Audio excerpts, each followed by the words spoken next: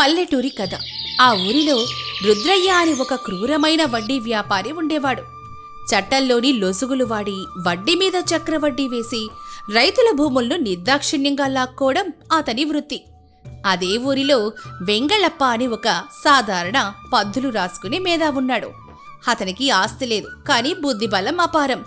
ఒకరోజు ఊరి ప్రజలంతా కన్నీరు మున్నీరుగా వెంగళప్ప ఇంటికి రావడంతో ఈ కథ కాస్త మొదలవుతుంది. అయ్యా వెంగళప్ప గారు, మా బతుకులు తెల్లారిపోయినాయి. ఆ రుద్రయ్య చేతిలో మా భూములన్నీ సర్వనాశనం అయిపోయాయి. నేను 10 ఏళ్ల క్రితం తీసుకున్న 100 రూపాయల అప్పుకు ఇప్పుడు ఏకంగా 10 ఎకరాల పొలం రాసిమ్మని మమ్మల్ని రోడ్డున పడేశాడు. మట్టిని నమ్ముకున్న మా బతుకులు ఇప్పుడు గాలిలో దీపాలైపోయాయి. అయ్యా, దయచేసి మమ్మల్ని కాపాడండి. సూరయ్య, ఏడవకండి. కన్నీళ్లు సమస్యను పరిష్కరించవు. మీరు అప్పు తీసుకున్నప్పుడు కాగితం మీద ఏం రాసి ఉందో చదువుకున్నారా? సంతకం పెట్టే ముందు ఆ రుద్రయ్య ఎలాంటివాడో మీకు తెలియదా? అక్షరము ముక్కరాని అభాగ్యులమయ్యా మేము. మాకు ఏ కష్టం వచ్చినా ఆ రుద్రయ్యే కదా దిక్కు అని గుడ్డిగా నమ్మాము. అవసరానికి ఆదుకున్నాడు అనుకున్నాము, కాని ఆ అవసరమే మా పాలిట ఉరితాడవుతుందని ఊహించలేకపోయాం. కాగితం మీద ఏముందో మాకు చదవటం రాదు. వాడు ఏది చెబితే అదే విన్నాం. అమాయకత్వం కూడా ఒక నేరమే సూరయ్య. చట్టం ఎప్పుడూ కాగితం మీద ఉన్న అక్షరాలను నమ్ముతుంది, కాని మీ కళ్లలో ఉన్న కన్నీళ్లను కాదు. ఆ రుద్రయ్య వ్యాపారం చేసేది డబ్బుతో కాదు, మీ భయంతో మరియు మీ అమాయకత్వంతో. మీ అందరి తరపున ఆ అప్పుల లెక్కల పుస్తకాలు నేను చూస్తాను. కానీ ఒక్కడి గుర్తుపెట్టుకోండి, ఈ పోరాటం కండబలంతో చేసేది కాదు, కేవలం బుద్ధిబలంతో చేసేది. ఏవండి, ఎందుకండి మనకు ఈ ఊరి గొడవలు? ఆ రుద్రయ్య చాలా క్రూరుడు. వాడి దగ్గర డబ్బుంది, మనుషులు ఉన్నారు. మనం సామాన్యులం. వాడితో పెట్టుకుంటే మన ప్రాణాలకి ముప్పు వస్తుందండి. దయచేసి ఈ విషయంలో మీరు జోక్యం చేసుకోకండి. గౌరమ్మ, మౌనంగా ఉంటూ అన్యాయాన్ని భరించడం కూడా అన్యాయం చేసిన వాడితో సమానమే. నా దగ్గర ఆస్తి లేకపోవచ్చు, కానీ మెదడు ఉంది. ఈ ఊరి ప్రజలు తమ కష్టాన్ని నమ్ముకుని బతికేవాళ్ళు. వాళ్ల చెమట చుక్కలతో ఆ రుద్రయ్య ప్రాణాలు తోడేస్తున్నాడు. వాడికి వాడి భాషలోనే ఎటువంటి ఆయుధం పట్టకుండా కేవలం మాటలతో బుద్ధి చెబుతాను. నువ్వు భయపడకు. మీ మాటలు వింటుంటే మాకు కొండంత ధైర్యం వస్తుంది వెంగళప్ప గారు. కాని ఆ రుద్రయ్య కాగితాల మీద పక్కాగా లెక్కలు రాసుకున్నాడు. ఏ అధికారి వచ్చినా వాడిదే న్యాయం అంటారు. మీరు వాడిని ఎలా ఎదుర్కొంటారు? వాడికి బలం వాడి పద్దుల పుస్తకం. నేను కొట్టబోయే దెబ్బ కూడా ఆ పుస్తకం మీదే. రేపు ఉదయాన్నే మీరంతా రుద్రయ్య ఇంటి దగ్గరికి రండి. అక్కడ ఏం జరుగుతుందో మీరే స్వయంగా చూస్తారు. మరుసటి రోజు ఉదయం వెంగళప్ప ఊరి ప్రజలను వెంటబెట్టుకుని రుద్రయ్య ఇంటికి వెళ్తాడు. రుద్రయ్య అరుగు మీద కూర్చొని పద్దులు చూసుకుంటూ ఉంటాడు. వెంగళప్పను చూసి వ్యంగ్యంగా నవ్వుతాడు. ఏమిటి వెంగళప్ప, ఈ ఊరి అనామకులను, అప్పుల వాళ్ళను వెనకేసుకొని నా ఇంటి మీదకే దండెత్తి వస్తున్నావు? నీకేమైనా మతిపోయిందా? లేక వీళ్ళ అప్పులు నువ్వు తీరుస్తావా? నీ దగ్గర చిల్లి గవ్వ కూడా లేదు. నా సమయం వృధా చేయకుండా ఇక్కడి నుంచి వెళ్ళిపో. రుద్రయ్య గారు, నమస్కారం. మీ సమయం ఎంత విలువైనదో నాకు తెలుసు, కాని ఈ రైతుల ప్రాణాలు అంతకంటే విలువైనవి. వీళ్లు తీసుకున్న అసలు ఎప్పుడో తీరిపోయింది. కేవలం మీ లెక్కల గారడీ వల్ల వడ్డీలు పెరిగిపోయి ఈరోజు వాళ్ల భూములను లాక్కునే స్థితికి వచ్చారు. ఇది ధర్మం కాదయ్యా. ధర్మం, న్యాయం అనేవి గుడిలో మాట్లాడుకోవాలి వెంగళప్ప, నా వ్యాపారంలో కాదు. నా వ్యాపారం కాగితం మీద రాసి ఉన్న ఒప్పందం ప్రకారం నడుస్తుంది. వీళ్ళు అప్పు తీసుకున్నారు, సమయానికి కట్టలేదు, కాబట్టి చక్రవడ్డీ పడింది. ఇందులో దాపరికాలు ఏమున్నాయి? కావాలంటే నా పుస్తకాలు చూసుకో. ప్రతి లెక్క పక్కాగా ఉంటుంది. మరి మీ పుస్తకంలో ఉన్న లెక్కలు అబద్ధమని నేను నిరూపిస్తే? అబద్ధమా? నా లెక్కలు అబద్ధమా? నా 30 ఏళ్ల వ్యాపారంలో నా పుస్తకాలు ఒక్క తప్పు కూడా ఎవ్వరూ ఎంచలేదు. ఒకవేళ నువ్వు నా లెక్కలు తప్పు అని నిరూపిస్తే ఈ ఊరి ప్రజల అప్పులన్నీ మాఫీ చేసేస్తాను. వాళ్ళ పత్రాలు వాళ్ళ మొహాన కొడతాను. కానీ నువ్వు నిరూపించలేకపోతే? నేను నిరూపించలేకపోతే నా జీవితకాలం మొత్తం నీ ఇంట్లో ఎలాంటి జీతం తీసుకోకుండా బానిసలా పనిచేస్తాను. ఇది నా వాగ్దానం. భేష్, చాలా గర్వంగా ఉన్నావు. అయితే రేపు గ్రామ పెద్దల సమక్షంలో నా పద్దుల పుస్తకాలు తెరుస్తాను. అందులో ఏ లెక్క తప్పో నువ్వే నిరూపించాలి. నేను వేసిన వడ్డీ అక్షరాలా చట్టబద్ధమైనది. నువ్వు ఎలా తప్పంటావో నేను కూడా చూస్తానులే. వడ్డీ చట్టబద్ధమే కావచ్చు రుద్రయ్య గారు, కానీ దాన్ని లెక్కించిన విధానంలో మీరు చేసిన మోసాన్ని నేను నిరూపిస్తాను. రేపు ఉదయం గ్రామ చావడిలో కలుద్దాం. అప్పటి వరకు మీ పుస్తకాలను భద్రంగా కాపాడుకోండి. ఆ రోజు రాత్రి వెంగళప్ప ఇంట్లో గౌరమ్మ చాలా ఆందోళనగా అటు ఇటు తిరుగుతూ ఉంటుంది. వెంగళప్ప మాత్రం ప్రశాంతంగా ఒక పాత పుస్తకం చదువుకుంటూ ఉంటాడు. మీకేమైనా పిచ్చి పట్టిందా ఏంటి? ఆ రుద్రయ్య ఎంత మోసగాడో తెలిసి కూడా మీ జీవితాన్ని పణంగా పెడతారా? వాడి పద్దుల పుస్తకాలన్నీ దొంగ లెక్కలే అని అందరికీ తెలుసు, కానీ దాన్ని నిరూపించడం ఎవరి వల్ల కాలేదు. గౌరమ్మ, మనిషి అత్యాశకు ఎప్పుడూ ఒక బలహీనత ఉంటుంది. రుద్రయ్య బలహీనత ఏమిటో తెలుసు? వాడి లెక్కలు ఎప్పుడూ తప్పు కావనే వాడి అహంకారం. నేను వాడిని వాడి అహంకారంతోనే కొట్టబోతున్నాను. నేను రేపు వడ్డీ శాతాన్ని గురించి మాట్లాడుతాను. వాడు చేసిన పత్రాల మోసాన్ని రుద్రయ్య నోటితోనే నిజం చెప్పిస్తాను. రేపు గనక మీరు ఓడిపోతే నా పరిస్థితి ఏంటి? మన బతుకులు ఏమైపోతాయి? నాకు మీ మాటలు అర్థం కావడం లేదు. మీరు ఎలాంటి వ్యూహం పన్నుతున్నారో కాస్త వివరంగా చెప్పండి. నా గుండె దడదడలాడుతోంది. రేపు నేను అడిగే ప్రశ్నలకు రుద్రయ్య దగ్గర సమాధానాలు ఉంటాయి, కానీ ఆ సమాధానాలే వాడి మెదడుకు ఉరితాళ్లు అవుతాయి. వ్యవసాయం అనేది మట్టితో చేసేది, కానీ రుద్రయ్య దాని కాగితం మీద అంకెలతో ఆడుకుంటున్నాడు. మట్టిలో పండిన పంటకు కాగితం మీద పెరిగే వడ్డీకి వాడి లెక్కలు ఎలా తప్పుపోయాయో నేను రేపు రుజువు చేస్తాను. నువ్వు రేపు చావడికి వచ్చి చూడు, నీకే అంత అర్థమవుతుంది. వెంగళప్ప గారు, నిద్ర పడుతుందా మీకు? రేపు ఏమవుతుందో అని ఊరంతా వణికిపోతుంది. ఆ రుద్రయ్య తన మనుషులకు చెప్పి రేపు చావడి దగ్గర ఏమైనా గొడవ చేస్తాడేమో అని భయంగా ఉందయ్యా. సూరయ్య, గొడవ చేసేవాడికి వాడి బుద్ధి మీద నమ్మకం లేనప్పుడే కండబలాన్ని నమ్ముకుంటాడు. రేపు రుద్రయ్య తన పద్దుల పుస్తకంతో వస్తాడు.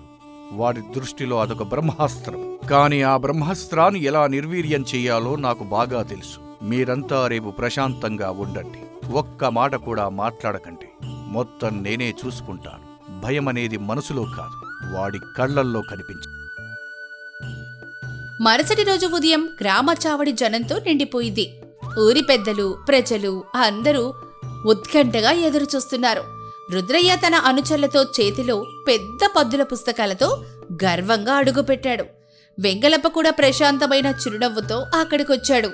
అందరూ వినండి, ఈ వెంగళప్ప నా లెక్కలు తప్పు అని సవాలు చేశాడు. ఈరోజు వాడి అహంకారం అణచివేసి వాడిని నా బానిసగా తీసుకువెళ్తాను. ఏది వెంగళప్ప, మొదలుపెట్టు. ఏ పుస్తకం తీయమంటావు? సూరయ్యదా, రామయ్యదా? ఎవరి లెక్క తప్పుందో చెప్పు. రుద్రయ్య గారు, సూరయ్య అప్పు 10 ఏళ్ల క్రితం తీసుకున్నాడు కదా, అసలు 100 రూపాయలు. ఇప్పుడు వడ్డీతో కలిపి 10,000 అయిందని మీరు రాశారు. ఆ లెక్క ఎలా వేశారో సభకు కాస్త వివరిస్తారా? ఇందులో ఏముంది గొప్ప? 100 రూపాయలకు నెలకు 1 రూపాయి వడ్డీ. ఆ వడ్డీ కట్టకపోతే మరుసటి నెలకు ఆ వడ్డీను అసలుతో కలిపి చక్రవడ్డీ వేశాను. అలా 10 సంవత్సరాలకు 1200 నెలలు. ప్రతి నెల వడ్డీ అసలుతో కలుస్తూ పోయింది.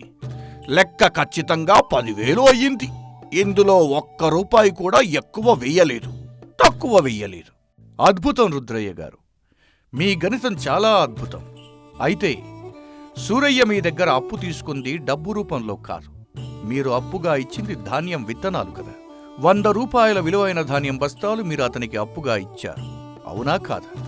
అవును, అందులో అబద్ధమేముంది? 100 రూపాయల విలువైన విత్తనాలు ఇచ్చాను. వాటి విలువే నా పద్దుల పుస్తకంలో రాశాను. నాణాలు ఇస్తే ఏమిటి, ధాన్యం ఇస్తే ఏమిటి?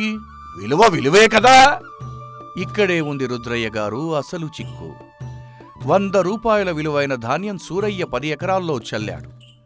10 ఏళ్లపాటు ఆ 10 ఎకరాల్లో పండిన పంట మొత్తం తెచ్చి మీ ముందు పోసినా కూడా 10 ఏళ్లలో భూతల్లి పండించిన పంట కన్నా మీ కాగితం మీద పుట్టిన చక్రవడ్డీ చాలా రెట్లు ఎక్కువ. ఇది అన్యాయం కాదా? ఇది రైతుల నెత్తురు తాగడం కాదా? పిచ్చివాదనలు చేయకు వెంగళప్ప. అప్పు పత్రంలో సూరయ్య సంతకం చేశాడు కదా. నేను ఇచ్చిన అప్పుకు వాళ్ళు నాకు బాధ్యులు. నేను చట్ట ప్రకారం డబ్బు రూపంలోనే లెక్కను కట్టాను. మీరు కావాలనే నన్ను బురిడీ కొట్టించాలని చూస్తున్నారు. పత్రంలో సంతకం చేస్తే చట్టం సత్యాన్ని నమ్ముతుంది రుద్రయ్య గారు.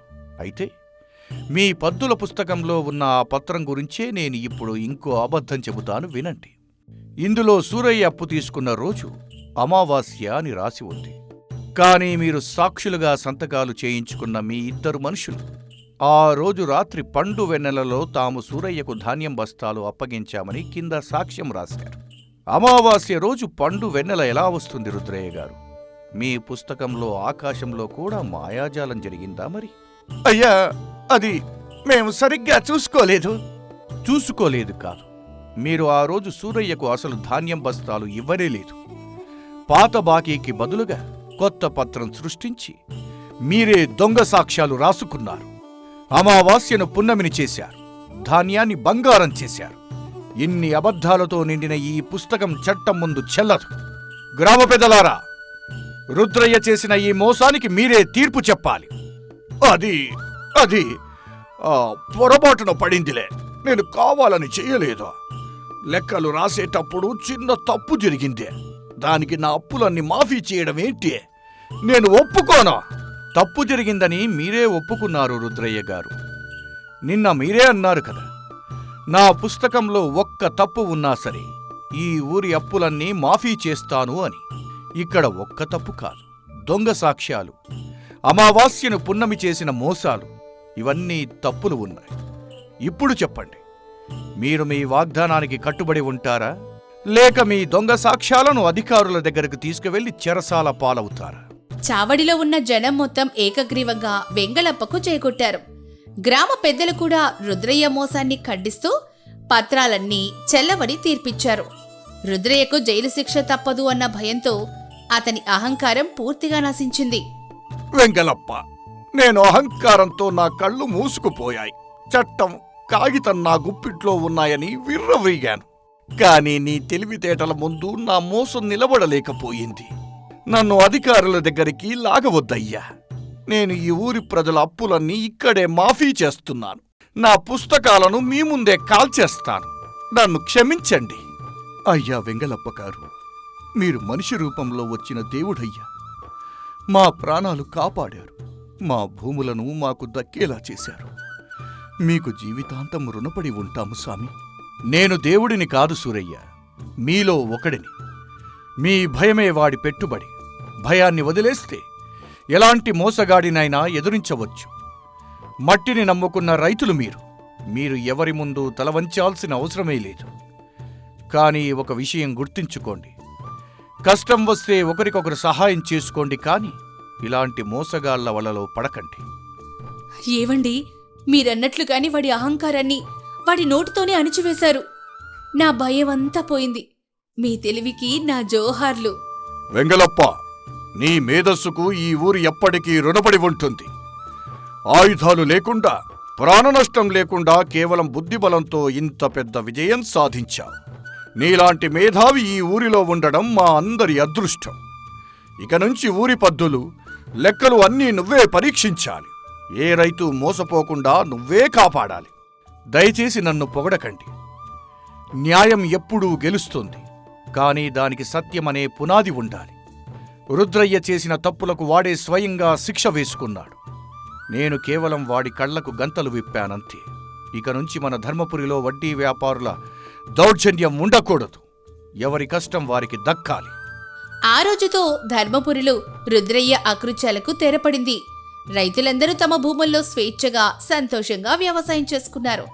వెంగళప్ప తన అపారమైన బుద్ధిబలంతో ఊరిని కాపాడి అందరి గుండెల్లో చిరస్థాయిగా నిలిచిపోయాడు. ధర్మం ఎప్పుడూ గెలుస్తుందని, తెలివితో దేన్నైనా సాధించవచ్చని వెంగళప్ప విజయం ఈ ప్రపంచానికి చాటి చెప్పాడు. గోదావరి జిల్లాలోని కృష్ణాపురం అనే పల్లెటూరు. ఆ ఊరిలో రాముడు, భీముడు అని ఇద్దరు ప్రాణమిత్రులు ఉండేవారు.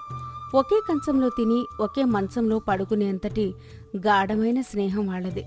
వాళ్ళిద్దరికీ ఊరి చివర 5 ఎకరాల ఉమ్మడి వ్యవసాయ భూమి ఉంది. ఇద్దరూ రాత్రింబవళ్ళు కష్టపడి ఆ భూమిని సాగు చేస్తూ లాభాలను సమానంగా పంచుకుంటూ ఎంతో అన్యోన్యంగా జీవించేవారు. అయితే రాముడి బావమరిది కొండయ్యకు భీముడి మేనమామ సుబ్బయ్యకు ఈ స్నేహం కంటకింపుగా ఉండేది. ఆ పచ్చని ఉమ్మడి పొలాన్ని ఎలాగైనా తమ సొంతం చేసుకోవాలని ఆ చుట్టాలిద్దరూ ఎన్నో రోజుల నుంచి కుట్రలు పన్నుతూ ఉన్నారు. ఒకరోజు రాత్రి ఆ ఇద్దరు చుట్టాలు ఊరి చివర ఉన్న పాడుబడిన గుడిలో రహస్యంగా కలుసుకున్నారు. ఏమయ్యా సుబ్బయ్య, ఆ రాముడు భీముడు ఎంతకాలం ఇలా కలిసి ఉంటారు? వాళ్ళు అలా కలిసి ఉంటే ఆ 5 ఎకరాల పొలంలో మనకు పిడికెడు మట్టి కూడా దక్కదు. ఏళ్లు గడుస్తున్నా వాళ్ళ స్నేహం మరింత గట్టిపడుతుందే తప్ప ఒక్క పగలు కూడా రావడం లేదు. నిజమే కొండయ్య, నా మేనల్లుడు భీముడికి నేను ఎన్నిసార్లు నూరిపోసినా వినడు. ఆ రాముడే వాడికి దేవుడు. రాముడు పగలంటే పగలు అంటాడు, రాత్రి అంటే రాత్రి అంటాడు. వీళ్ళ స్నేహాన్ని విడగొట్టడం బ్రహ్మతరం కూడా కాదేమో అనిపిస్తోంది నాకు. బ్రహ్మతరం కాకపోవచ్చు కానీ ఈ కొండయ్య తరం అవుతుంది సుబ్బయ్య. మనుషుల మధ్య చిచ్చు పెట్టాలంటే కత్తులు కర్రలు అక్కర్లేదు, 2 గట్టి అబద్ధాలు చాలు. విను, నేను రాముడి దగ్గరికి వెళ్ళి భీముడి మీద లేని పొరివి కల్పిస్తాను. నువ్వు భీముడి దగ్గరికి వెళ్ళి రాముడి మీద విషం చిమ్ము. ఇద్దరి మధ్య అనుమానం అనే బీజం నాటితే అది పెరిగి పెద్దదై వాళ్ళ స్నేహాన్ని దహించేస్తుంది. ఆ తరువాత ఆ ఉమ్మడి పొలం వాళ్లే అమ్ముకుంటారు. అప్పుడు ఆ పొలాన్ని మనం సగం సగం పంచుకుందాం. ఏమంటావు? ఆలోచన చెప్పావు కొండయ్య, అలాగే చేద్దాం. రేపటి నుంచే మన నాటకం మొదలెడదాం. మరుసటి రోజు ఉదయం రాముడు తన ఇంటి అరుగు మీద కూర్చుని ఉండగా కొండయ్య వస్తాడు. బావా రాముడు, ఏంటలా దీర్ఘంగా ఆలోచిస్తున్నావు? పొలం పనుల గురించేనా? అవును కొండయ్య, ఈసారి వరి దిగుబడి బాగా వచ్చింది. రేపు పట్నం వెళ్ళి ధాన్యం అమ్మి వచ్చిన డబ్బులు నేను భీముడు పంచుకోవాలి. ఎరువులు అప్పులు తీర్చాలి. పంచుకోవడమా? ఎంత అమాయకుడు బావా నువ్వు పంచుకుందాం అనుకుంటున్నావు, కానీ నీ ప్రాణమిత్రుడు నిన్ను నిలువునా ముంచేద్దాం అనుకుంటున్నాడు. నోరు ముయ్యి కొండయ్య, భీముడి గురించి ఇంకో మాట తప్పుగా మాట్లాడితే నాలుక కోసేస్తాను. వాడంటే ఏమనుకుంటున్నావు? నా ప్రాణం రావాడు. నీకు కోపం వచ్చినా సరే బావా, జరిగిన నిజం చెప్పడం నా ధర్మం. నిన్న రాత్రి పట్నం నుంచి దళారి వచ్చాడు కదా, భీముడు వాడితో చాటుగా ఏం మాట్లాడాడో తెలుసా? రాముడికి సగం ధాన్యం లెక్కే చూపిద్దాం, వాడికి లెక్కలు అంతగా రావు. మిగతా సగం డబ్బులు నా చేతి ఇవ్వు, వాడికి తెలియకుండా నేను దాచేస్తాను అని అనడం నా చెవులారా విన్నాను బావా. నీకు ద్రోహం జరుగుతుంటే చూడలేక చెబుతున్నాను. నమ్మడం నమ్మకపోవడం నీ కర్మ. భీముడు అలా అన్నాడా? చచా, అబద్ధం. వాడు అలా చేయడు. సరే బావా, రేపు పట్నం వెళ్ళినప్పుడు ధాన్యం బస్తాలు ఎన్ని తూకం వేశారో నువ్వే దగ్గరుండి లెక్క పెట్టుకో. నా మాట నిజమో అబద్ధమో నీకే తెలుస్తుంది. ఇటువైపు భీముడు పొలంలో కలుపు తీస్తుండగా సుబ్బయ్య అక్కడికి వస్తాడు. అల్లుడు భీముడు, నీ కర్మ కాలిపోయిందిరా. నువ్వేమో వాడికి సగం ప్రాణం ఇస్తున్నావు, ఆ రాముడేమో నీ గొంతు కోస్తున్నాడు. మామయ్య, ఏంటి పిచ్చి పిచ్చి కోతలు? ఎవరి గొంతు ఎవరికి వస్తున్నారు? రాముడు నా కోసం ప్రాణాలైనా ఇస్తాడు. ప్రాణాలు ఇవ్వడరా పిచ్చి సన్నాసి, నీ ప్రాణాలు తీస్తాడు. మొన్న మునసబు గారి దగ్గరికి వెళ్ళి ఆ ఉమ్మడి బావి, దానికి ఉన్న పంపు సెట్ మొత్తం తన పేరు మీద రాయించేసుకున్నాడు తెలుసా? భీముడికి అందులో హక్కు లేదు, వాడు కేవలం నా కింద పాలేరు మాత్రమే అని మునసబు గారికి అబద్ధం చెప్పి సంతకాలు కూడా పెట్టేశాడు. రేపు వాడు నిన్ను పొలంలో కూడా రానివ్వడు చూడు. అదేంటి మామయ్య, ఆ బావి తవ్వించడానికి నేను నా భార్య పుస్తల తాడు కూడా అమ్మాను కదా, దాన్ని వాడు తన పేరున ఎలా రాయించుకుంటాడు? రాముడు ఎంతటి మోసగాడా? మనుషుల మనసులు ఎప్పుడు ఎలా మారుతాయో ఎవరికి తెలుసు అల్లుడు. డబ్బు ఆస్తి ఎవరినైనా మార్చేస్తాయి. నువ్వు జాగ్రత్తగా ఉండు. 2 రోజుల తర్వాత భీముడు రాముడు పొలం గట్టు మీద కలుసుకుంటారు. ఇద్దరి మనసుల్లో చుట్టాలు నాటిన అనుమానం పెరిగి పెద్దదైంది. ఇద్దరూ ఒకరినొకరు కోపంగా చూసుకుంటారు.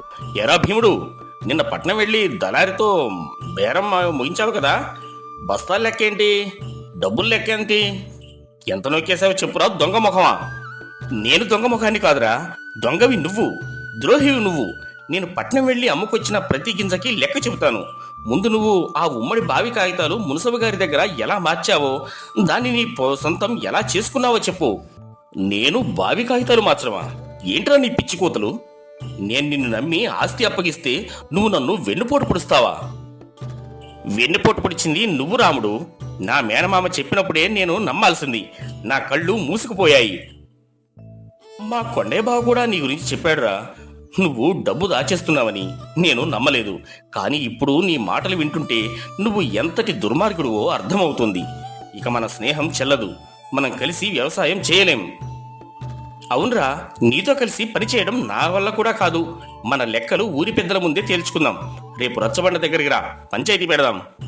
మరుసటి రోజు ఉదయం కృష్ణాపురం రచ్చబండ. ఊరి జనమంతా చేరారు. ఊరి పెద్ద కాపు ధర్మరాజు గారు, కరణం గారు కుర్చీలో కూర్చున్నారు. రాముడు భీముడు చెరోవైపు తల దించుకొని నిలబడి ఉన్నారు. కొండయ్య సుబ్బయ్యలు మాత్రం లోలోపల మురిసిపోతూ ముందు వరుసలో నిలబడ్డారు. గ్రామస్తులారా, ఈ రోజు ఈ రచ్చబండ మీద నేను చూస్తున్న దృశ్యం కలనా లేక నిజమా అని నాకే ఆశ్చర్యంగా ఉంది. కృష్ణుడికి అర్జునుడిలా, రాముడికి లక్ష్మణుడిలా ఒకరు విడిచి ఒకరు ఉండలేని ఈ రాముడు భీముడు ఇద్దరు ఒకరికొకరు బద్ధ శత్రువుల్లా నిలబడ్డారా? అసలు ఏమైందిరా మీకు? ఎందుకు ఈ పంచాయతీ దాకా వచ్చారు? అయ్యా ధర్మరాజు గారు, వాడిని నేను ప్రాణంగా చూసుకున్నాను. కానీ వాడు పట్నం దళారితో కుమ్మక్కై మన ఉమ్మడి ధాన్యాన్ని అమ్మి సగం డబ్బులు కాజేశాడు. నా బావమరిది కొండయ్య వాడి కుట్రను కళ్ళారా చూశాడు, చెవులారా విన్నాడు. అబద్ధం పెద్ద కాపు గారు, వాడు పచ్చి అబద్ధం ఆడుతున్నాడు. రాముడే పెద్ద ద్రోహి. మన ఉమ్మడి బావిని, మోటార్ పంప్ సెట్ని నా ప్రమేయం లేకుండా మున్సబు గారి దగ్గరికి వెళ్ళి తన పేరు మీద రాయించుకున్నాడు. నన్ను పాలేరుగా చూపిస్తూ దొంగ సంతకాలు పెట్టాడు. నా మామయ్య సుబ్బయ్యకు ఇదంతా తెలుసు. అలాగా, సరే సరే, ఆ సుబ్బయ్యను కొండయ్యను ఇలా ముందుకు రానివ్వండి. ఏమయ్యా కొండయ్య, ధాన్యం డబ్బులు భీముడు కాజేయడం నువ్వు నిజంగా చూసావా? అవును బాబయ్య, నా 2 కళ్ళతో చూశాను, నా 2 చెవులతో విన్నాను. భీముడు చాలా మోసగాడు బాబయ్య. ఏమయ్యా సుబ్బయ్య, బావి కాగితాలు రాముడు మార్చడం నీకు తెలుసా? తెలుసు బాబయ్య. రాముడు మున్సబు గారి కాళ్ల మీద పడి ఏవేవో అబద్ధాలు చెప్పి తన పేరు మీద కాగితాలు రాయించుకున్నాడు. నా కళ్ళారా చూశాను. కరణంగారు పెద్దకాపు ధర్మరాజు గారి చెవిలో ఏదో గుసగుసలాడారు. పెద్దకాపు నవ్వి తలూపారు. ఆయనకు ఈ ఇద్దరు చుట్టాల కుట్ర అర్థమైపోయింది. సరే, వీళ్ళిద్దరి మాటలు విన్నాను. రాముడు భీముడు ఒకరికొకరు మోసం చేసుకున్న మాట వాస్తవమే అని తేలింది. కాబట్టి వీళ్ళిద్దరూ ఇక విడిపోవడమే మంచిది. కానీ ఆ 5 ఎకరాల ఉమ్మడి పొలాన్ని మధ్యలోకి చీల్చలేం. అలా చేస్తే వ్యవసాయానికి పనికిరాదు. కాబట్టి ఆ పొలాన్ని ఇక్కడే వేలం వేస్తున్నాను. వేలమా? వేలమా? అవును, వేలమే. ఆ వచ్చిన డబ్బును ఇద్దరికీ సమానంగా పంచుతాను. కానీ ఇక్కడో షరతు ఉంది. ఈ పొలాన్ని ఊరిలో ఉన్న ఎవరూ కొనడానికి వీల్లేదు. కేవలం వీళ్ల బాగోగులు చూసుకుని ప్రాణ చుట్టాలైన కొండయ్య సుబ్బయ్యలకు మాత్రమే కొనే అర్హత ఇస్తున్నాను. మీరిద్దరూ ఆ పొలాన్ని కొని మీ బంధువులకు న్యాయం చేయండి. కొండయ్య సుబ్బయ్యల కళ్ళు ఆనందంతో మెరిశాయి. వాళ్ల పథకం ఫలించిందని సంబరపడ్డారు. కాని పొలం ఎలా పంచుకోవాలి అన్నదానిపై వాళ్ళిద్దరి మధ్య అక్కడికక్కడే పేరాస మొదలైంది. పెద్ద కాపు గారు, ఆ పొలాన్ని నేనే కొంటాను. 5,000 రూపాయలు ఇస్తాను. ఆ పొలం మొత్తం నాదే. నీకెందుకు ఇస్తాను రా దొంగనాయాలా? నేను కొంటాను. 6,000 ఇస్తాను. అసలు ఇద్దరిని విడగొట్టి పొలాన్ని నా పేరున రాయిస్తానని రాత్రి గుడిలో ప్రమాణం చేశావు కదరా. నేను నీ పేరుని ఎందుకు రాస్తాను రా సొంట? నేను కదా నా బావ రాముడి దగ్గర అబద్ధాలు ఆడి వాడి మనసులో విషం నింపాను. ఆ శ్రమకు తగ్గ ప్రతిఫలం నాకే దక్కాలి. ఆ పొలం నాదే. ఓహో, నేనేం తక్కువ చేశారా? భీముడి దగ్గర బావి కాగితాల గురించి అబద్ధం చెప్పి వాడిని రెచ్చగొట్టింది నేను కదా. నేను లేకపోతే ఈ పంచాయతీ జరిగేదా? రాముడు భీముడు విడిపోయేవాళ్ళ? నీకెందుకు ఇస్తాను రా పొలం? రచ్చబండ దగ్గర ఉన్న జనమంతా వాళ్ల మాటలు విని నివ్వెరపోయారు. రాముడు భీముడు నిర్ఘాంతపోయి వాళ్ల వంక చూస్తున్నారు. పెద్దకాపు ధర్మరాజు కోపంగా కుర్చీలో నుంచి లేచి, ఆపండిరా మీ నాటకాలు. విన్నారా గ్రామస్తులారా?